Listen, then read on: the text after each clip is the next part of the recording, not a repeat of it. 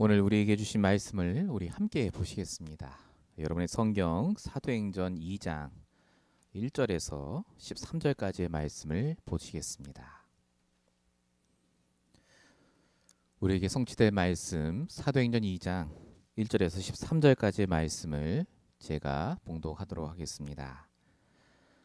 오순절 날이 이미 이름에 그들이 다 같이 한 곳에 모였더니 호련히 하늘로부터 급하고 강한 바람 같은 소리가 있어 그들이 앉은 온 집에 가득하며 마치 불의 혀처럼 갈라지는 것들이 그들에게 보여 각 사람 위에 하나씩 임하여 있더니 그들이 다 성령의 충만함을 받고 성령이 말하게 하심을 따라 다른 언어들로 말하기를 시작하니라.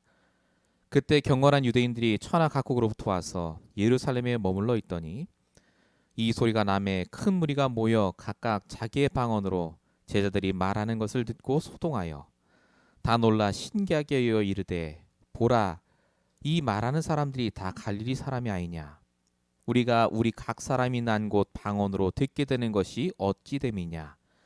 우리는 바데인과 메데인과 엘라민인과 또 메소포다미와 유대와 갑바도기와 본도와 아시와 부르기아와 밤빌리와 애국과 및 구레네에 가까운 리비아 여러 지방에 사는 사람들과 로마로부터 온 나그네 곧 유대인과 유대교에 들어온 사람들과 그레데인과 아라비아인들이라 우리가 다 우리의 각 언어로 하나님의 큰 일을 말함을 듣는도다 하고 다 놀라며 당황하여 서로 이르되 이 어찌된 일이냐 하며 또 어떤 이들은 조롱하여 이르되 그들이 세술에 취하였다 하더라. 아멘. 오늘 우리에게 주신 말씀의 제목부터 함께 보시겠습니다. 부활 이후 새로 시작된 교회와 성도입니다. 오늘도 이 말씀을 통해 하나님은 분명히 여러분에게 역사하시길 원합니다. 이 시간 말씀을 듣기 전에 여러분 다시 한번 믿으시기 바랍니다. 분명히 하나님께서 여러분과 함께하고 계십니다.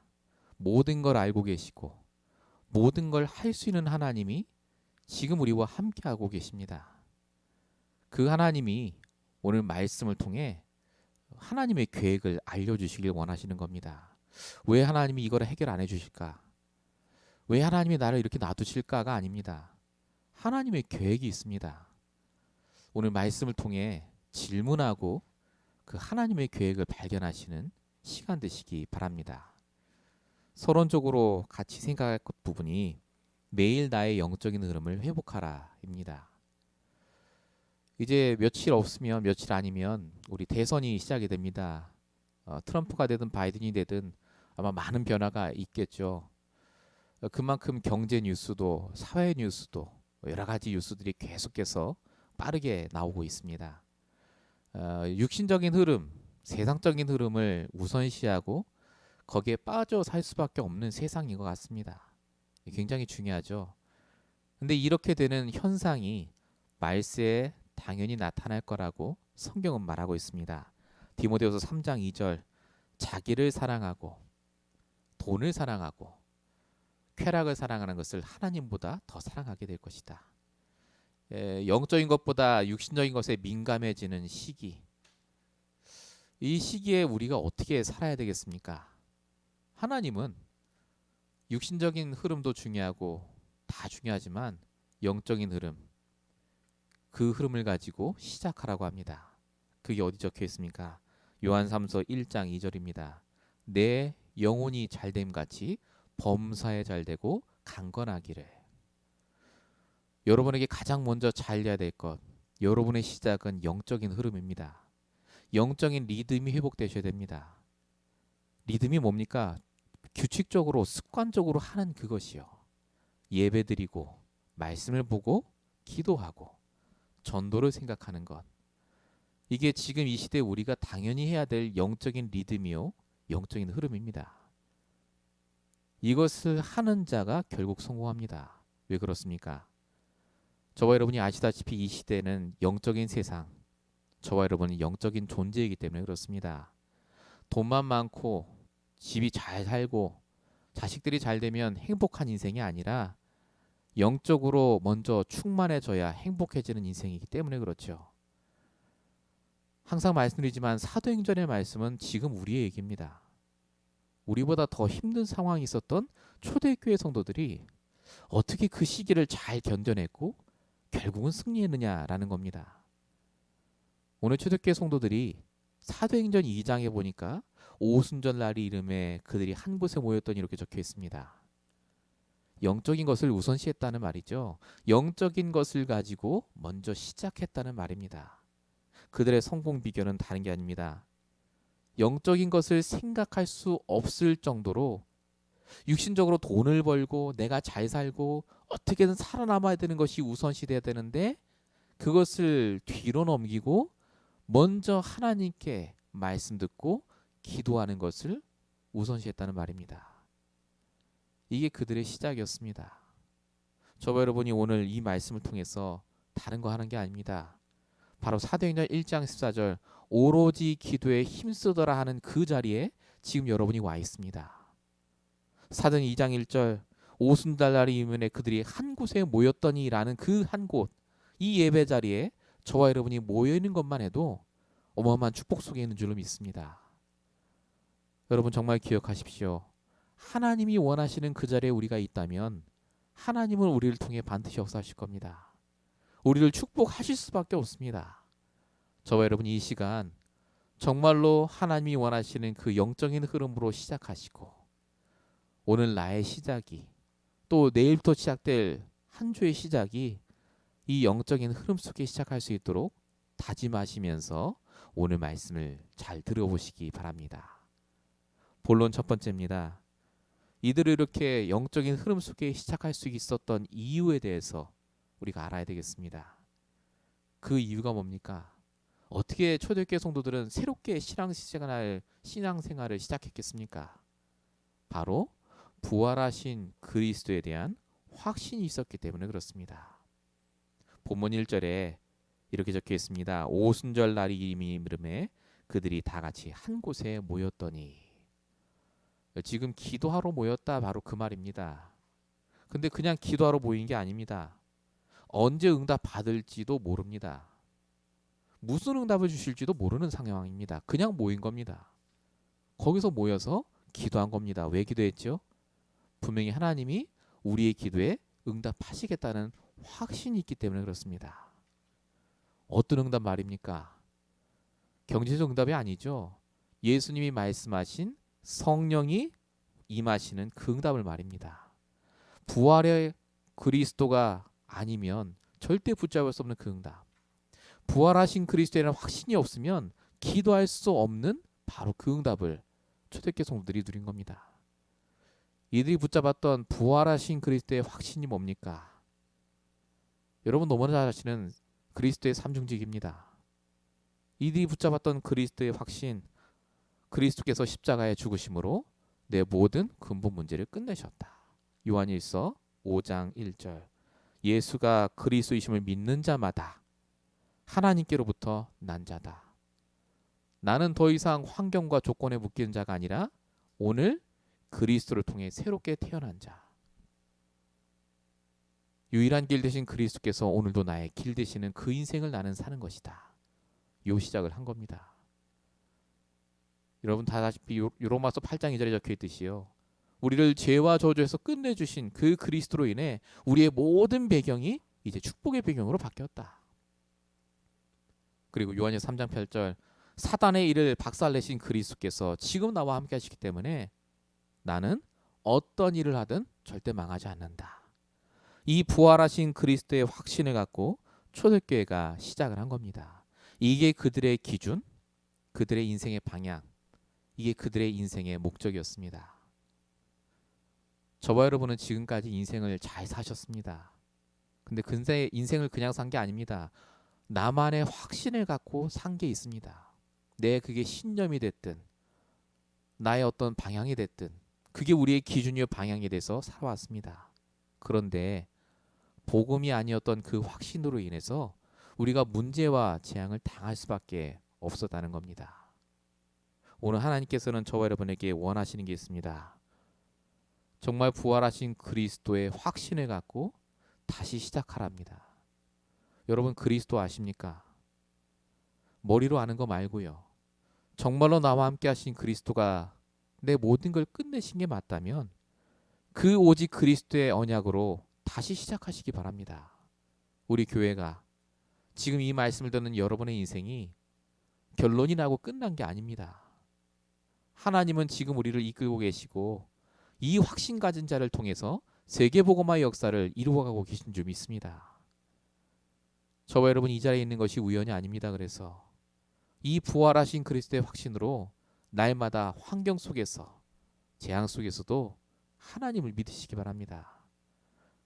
여러분 사도행전 27장 24절 아시지 않습니까?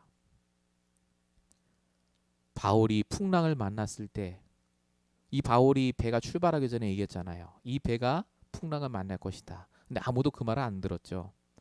풍랑을 만나고 배가 죽을 위기에 처했을 때 바울이 사람들한테 얘기하는 장면 사도행전 27장 25절에 적혀있지 않습니까? 여러분이 안심하라. 나는 내게 말씀하신 하나님의 그 말씀대로 되라고 나는 하나님을 믿노라. 가장 어려운 순간에 바울은 기도했고 가장 어려운 순간에 바울은 나는 하나님을 믿는다고 고백했습니다. 여러분 매일마다 내가 하나님을 믿는다 그 고백을 하시기 바랍니다. 하나님의 계획을 하나님의 말씀을 믿고 오늘도 승리하시는 저와 여러분 되시길 축원드립니다. 본론 1번의 두 번째입니다. 이 부활하신 그리스도를 우리가 확신을 갖고 믿어야 될 뿐만 아니라요. 이 확신이 딱 우리에게 임하면 성령이 역사하신다는 말에 확신이 생깁니다. 오늘 본문에 2절에 보니까 호련히 하늘로부터 급하고 강한 바람 같은 소리가 있어 그들이 앉은 온 집에 가득하여 이렇게 적혀 있습니다. 이게 성령이 하나님이 영으로 임하시는 장면을 적어놓은 기록입니다. 이게 지구가 생기고 처음으로 하나님이 스스로 사람에게 임재하는 장면이죠. 구약에는 아시겠지만 하나님이 사람과 함께 하지 않았습니다. 하나님이 한 사람을 택해서 말씀을 주시고 인도하시거나 성막이나 성전에 임하시고 말씀을 주신 그게 다였습니다. 그런데 이때부터 하나님이 사도행전 1장 5절에 예수님이 약속하신 대로 몇 날이 못되어 성령을 받으리라 하셨는데 그 약속 그대로 성령이 임하시고 그 성령을 통해서 역사하시기 된 겁니다. 자, 여기서 성령의 역사라는 말을 잘 아셔야 됩니다. 성령의 역사가 뭡니까? 사람들이 성령의 역사하셨다 그러면 대부분 뭘 의미하냐면 내가 이렇게 했더니 하나님이 성령으로 역사하셔서 일이 잘 됐어. 일이 잘 풀렸어. 그런 걸 말합니다. 근데 여러분 성령의 역사가 정말 그런 거라면요. 초대교회 성도들은 성령이 역사한 적이 없습니다. 아시겠지만 초대교회 성도들은 다 가난하게 살다 죽었습니다. 바울도 성령이 역사한 적이 없는 겁니다. 그러면 바울도 아시겠지만 순교했잖아요. 아니 복음 전하는데 왜 순교합니까? 살아나서 오래오래 살아야죠. 성경이 말하는 성령의 역사는 다른 의미가 아니라요. 나와 함께 하시는 하나님께서 나를 통해 일하신다는 의미입니다. 그게 성령 역사입니다. 나를 통해 일하시는 거예요. 결론이 뭡니까? 성령 역사의 결론. 사도행전 1장 8절입니다. 오직 성령 임하시면 권능 받고 증인 되리라. 성령 역사의 결론은 그리스도의 증인. 그래서 초대교회 성도가 믿었던 성령의 역사라는 말은요. 내가 이제 예수를 믿었더니 문제가 없어지고 잘 살게 되었다가 아닙니다. 내가 어떤 일을 당하든 내 안에 계신 하나님께서 나를 인도하셔서 그리스도의 증인되는 쪽으로 나를 반드시 이끄실 것이다. 그 확신을 말합니다. 저와 여러분에게 이 성령 역사에 확신이 있다면요. 어떤 일을 당해도 흔들리지 않습니다. 성경에 성공했던 모든 사람들은 이 성령의 역사에 대한 확신이 있었습니다. 하나님이 나를 증인되는 방향으로 반드시 이끄신다. 성경 빌립보서 1장 6절에 이렇게 적혀 있습니다. 너희 안에서 착한 일을 시작하시니가 그리스도 예수의 날까지 종말까지 끝까지 너희를 끝까지 이루실 줄로 확신하노라. 하나님께서는 저와 여러분을 통해서 하나님의 일을 이루고 계십니다. 그래서 염려하거나 불신앙하지 않으셔도 됩니다. 지금 저와 여러분이 하는 그 일이 하나님의 일입니다. 성령의 역사하심이 나타나는 일이라니까요. 아무리 작은 일이라도. 여러분 정말로 이 확신을 갖고 시작하시기 바랍니다. 부활하신 그리스도가 지금 우리와 함께 하십니다. 그 그리스도가 성령으로 나와 함께 하셔서 증인되는 그날까지 우리를 이끌고 계십니다. 이게 복음 가진 자가 마땅히 가져야 될 확신 아닙니까? 확실하게 믿는 거예요. 저와 여러분이 속으면 안 됩니다. 세상의 것을 확실히 믿으시면 안 됩니다. 하나님의 말씀을 믿으시고 오늘도 나와 함께 하시는 하나님이 이 주일 강단을 통해 주시는 이 하나님 말씀을 붙잡으시고 다시 한번 나의 확신을 점검하시고 나의 기준을 바꾸시는 중요한 한 주 되시길 축원드립니다. 본론 두 번째입니다. 우리의 확신이 달라지면 우리의 만남도 현장도 달라집니다. 말씀 속에서 만남을 새롭게 하셔야 됩니다. 자, 오늘 본문에 사도행전 1장 15절에 보니까 모인 무리의 수가 120명이나 되더라라고 적혀 있습니다. 이게 마가다락방에 모였던 사람들의 숫자입니다. 이 120명은 늘상 같이 있던 사람들이 절대 아닙니다. 예수님이 3년 동안 생활하시면서 말씀을 전했는데 그 말씀을 듣고 은혜 받고 응답받은 사람들이 모인 겁니다. 우연한 만남이에요. 이 120명이 만나서 다락방에서 마가다락방에서 기도했는데 결국 이게 예루살렘 교회의 시작이 됩니다. 이 만남이 여기서 끝나는 게 아니죠. 사도행전 2장 9절에서 11절까지 보니까 이 120명의 만남이 15개 나라의 사람과의 만남으로 이어집니다. 이들을 통해 복음이 증거되고 이 15개의 나라의 사람들이 각자의 나라로 또 흩어져서 수많은 만남을 이루게 되죠. 사도행전 8장에 보면 이 120명 중에 한 명이었던 빌립 집사라는 분이 나옵니다. 이분이 어디를 갑니까? 사마리아 성에 갑니다. 그 성에 가서 복음을 전했더니 그 성에 큰 기쁨이 있더라. 만남이 또 다른 만남으로 이어져요.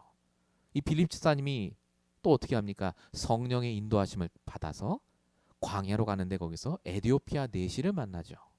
에디오피아가 복음화되는 시작이었습니다. 제가 지금 이 얘기를 왜 합니까? 예수님이 한 명을 만나서 전도한 겁니다. 그 사람이 120명이 모인 겁니다. 그 120명을 통해서 계속해서 만남이 이루어지고 복음이 증거되는 것을 사도행전을 통해 볼 수 있습니다.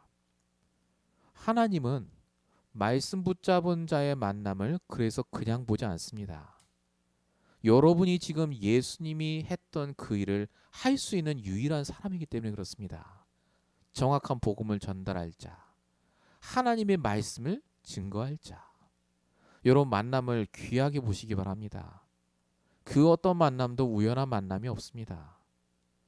하나님이 정말 나와 함께 하신 게 맞다면, 성령이 역사하시는 그 확신이 나에게 있다면요, 우리의 만남도 달리 보이게 되어 있습니다. 여러분 요셉을 보십시오. 요셉은 만남을 하나도 허투루 보지 않았습니다.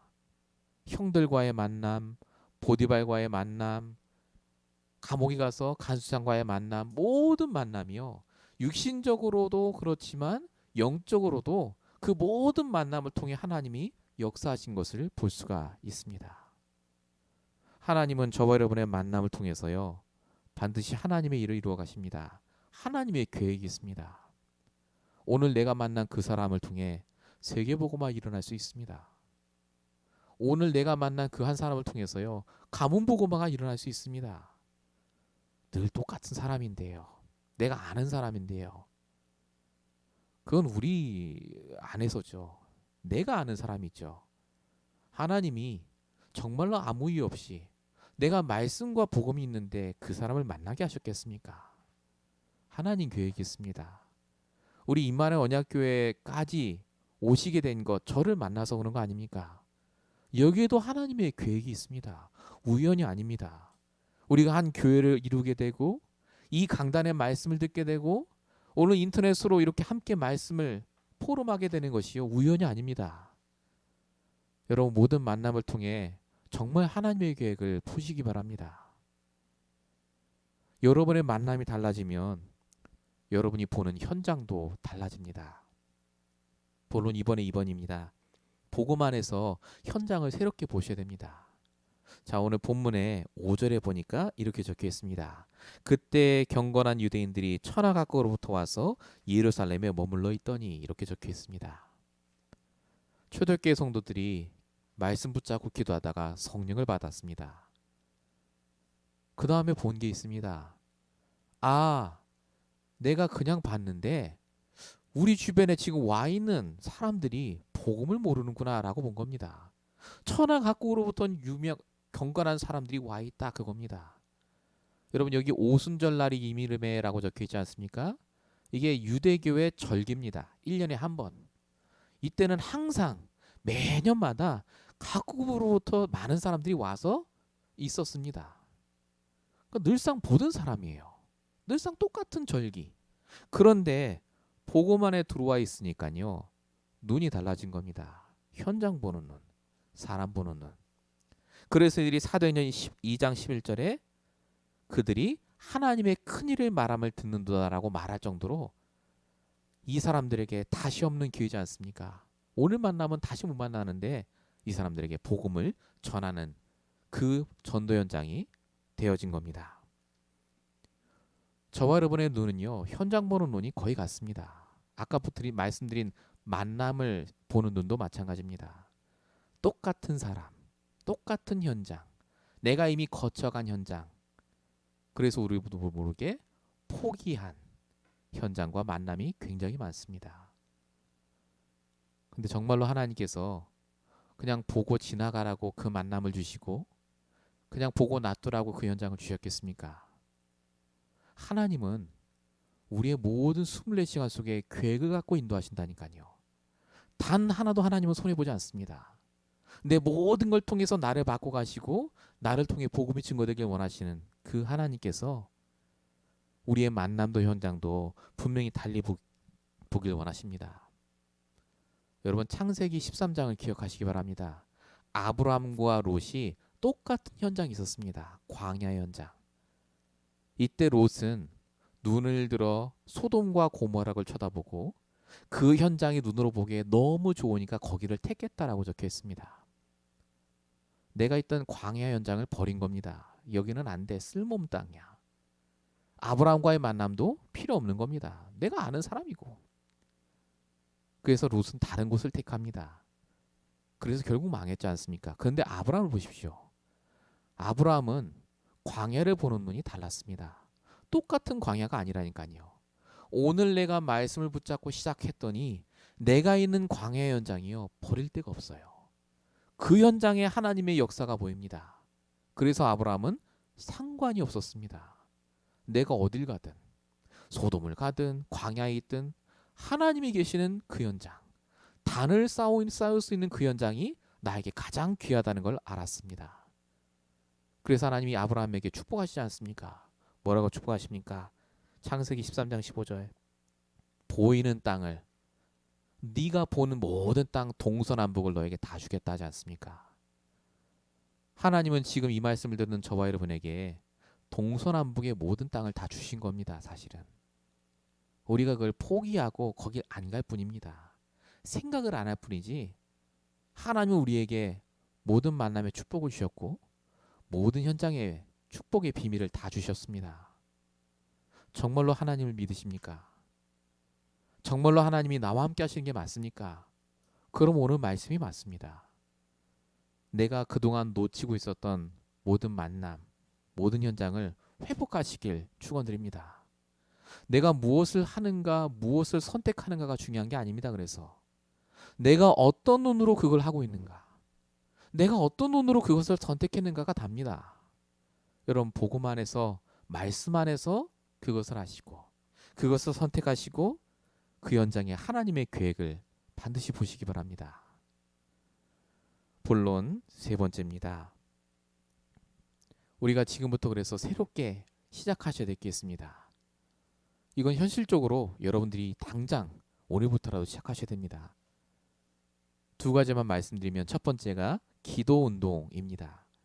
본문 1절에 그들이 다 같이 한 곳에 모였더니라고 적혀 있는 것 우리가 지금 계속 보고 있습니다. 왜 다 같이 한 곳에 모였습니까? 기도하려고 모였겠죠. 근데 왜 한 곳에 모였느냐? 갈 데가 없으니 모인 겁니다. 하나님께 기도밖에 할 수 없는 상황이었어요. 아무것도 없고 집중으로 기도할 수밖에 없는 그 상황. 이 기도의 운동이 계속해서 이어지는 것을 저와 여러분은 알고 있습니다. 초대교회 성도들은 어딜 가나 기도했습니다. 어딜 가나 이게 습관화됐죠. 완전히 내려놓고 하나님의 응답을 구하는 이 기도 운동. 지금은 저와 여러분에게 필요한 운동입니다. 여러분 기도 운동을 시작하시기 바랍니다.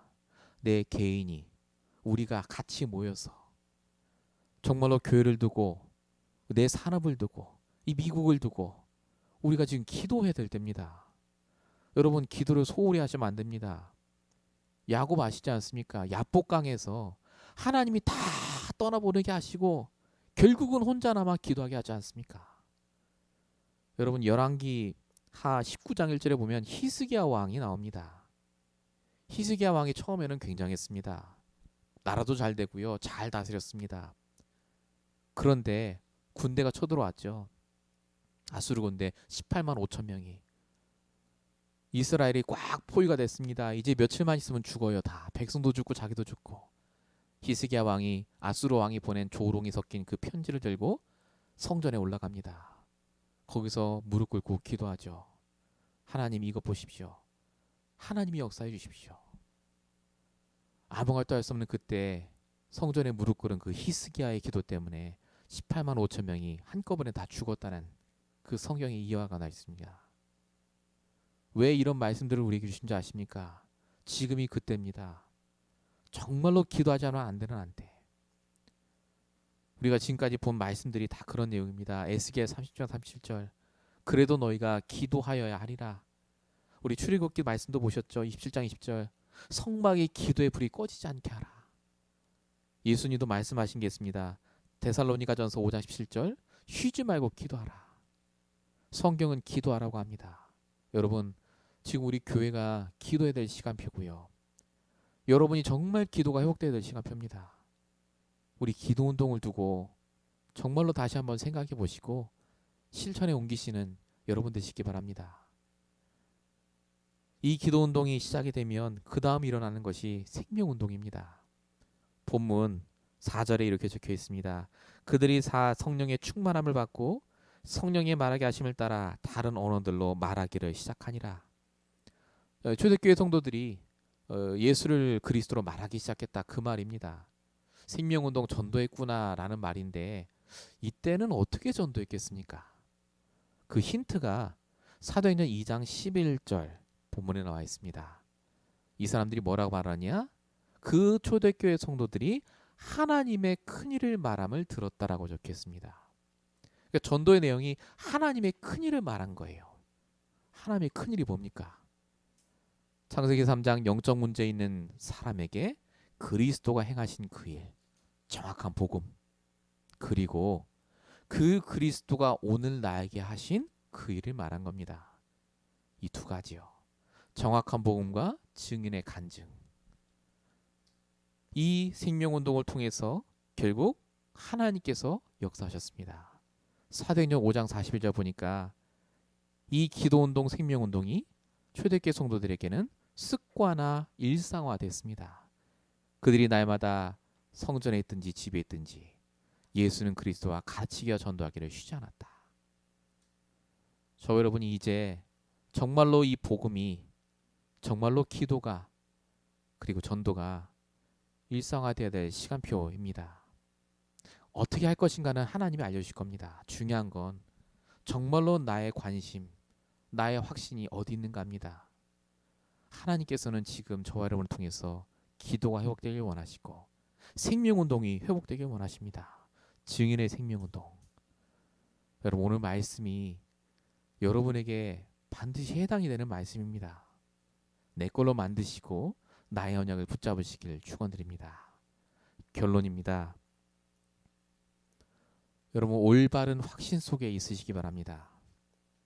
나에게 문제라고 느껴지는 이유는 다른 확신 속에 있기 때문에 그렇습니다. 돈이 없으니까 나는 문제야. 돈에 대한 확신이죠. 내가 저 사람하고 관계가 안 좋으니까 문제야. 그 인간관계에 대한 확신입니다. 안 좋다는 확신이죠. 근데 우리가 가져야 될 확신은 그게 아닙니다. 분명히 부활하신 그리스도가 나와 함께 하시기 때문에 모든 것에 하나님의 계획이 있다. 여러분 성령인도 받으시기 바랍니다. 성령인도 하고 계시다니까요. 확신하시고 여러분 이번 한 주간 움직이시기 바랍니다. 결론 두 번째입니다. 올바른 만남 속에 있으시기 바랍니다. 왜 내 만남이 힘들고 현장이 힘듭니까? 복음과 말씀 속에서 시작된 게 아니기 때문에 그렇습니다. 여러분 하루 시작하시기 전에 일하시기 전에 복음과 말씀으로 시작하십시오. 정말 말씀 붙잡고 시작하시기 바랍니다. 그러면 문제가 오지 않습니까? 말씀이 떠오릅니다. 절대 내 생각대로 안 하게 돼 있습니다. 진짜 내가 말씀 붙잡고 시작했다면요. 여러분 이 응답을 꼭 누리시기 바랍니다. 마지막 결론 세 번째입니다. 올바른 운동 속에 있으시기 바랍니다. 기도 운동, 전도 운동. 여러분 우리가 어떻게 할 것인지 이제는 결단하셔야 됩니다. 우리 개개인이 이제 정말로 기도에 시간표를 갖고 기도하셔야 됩니다. 우리 교회를 두고 여러분 자신을 위해서 또 이 시대를 놓고 정말 기도하시기 바랍니다. 오늘 이 말씀을 들은 모든 분들이 분명히 하나님의 일을 이루어 가실 줄로 믿습니다. 한 주간 동안 승리하시고 오늘 말씀 붙잡고 응답 받으시길 축원드립니다. 다 같이 기도하겠습니다. 지금도 살아계시고 역사하시는 아버지 하나님, 우리가 어떤 상황 조건 속에 있다 할지라도 살아계신 하나님이 분명히 우리와 함께 하시고 성령으로 역사하신 줄로 믿사오니 하나님, 우리의 만남과 현장을 통해 주시는 모든 응답을 버리지 않고 다 챙겨 누리도록 주님 역사해 주시옵소서. 우리의 모든 잘못된 각인 뿌리 체질이 바뀌게 하시고 정말로 주님이 주시는 응답을 따라 기도하게 하시고 날마다 전도운동 속에 있을 수 있도록 역사해 주시옵소서. 다시 시작하게 하옵소서. 신앙생활을, 우리의 모든 전문성을, 우리의 모든 인생을 복음과 말씀으로 시작할 수 있도록 응답하여 주시옵소서. 주님께서 역사해 주님이 싸웠고 우리 권하신 예수 그리스도 이름으로 감사하며 기도했습니다. 아멘.